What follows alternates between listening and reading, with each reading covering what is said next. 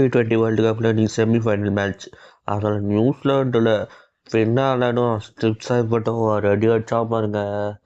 எப்பா அதுலேயே சவுத் ஆஃப்ரிக்காவோட மொத்த இதுவும் கேலி ஆகிப்போச்சு. சவுத் ஆஃப்ரிக்கா எடுத்தால பாவம்ப்பா, பேக் டு பேக் வந்து தோற்று போகிறாங்க. தொடர்ந்து ஜெயிச்சுட்டே வந்தாலும் கடைசியில் புட்டுக்கிட்டு போயிட்டாங்க. இருந்தாலும் ரொம்ப கஷ்டமாக தான் இருக்குது.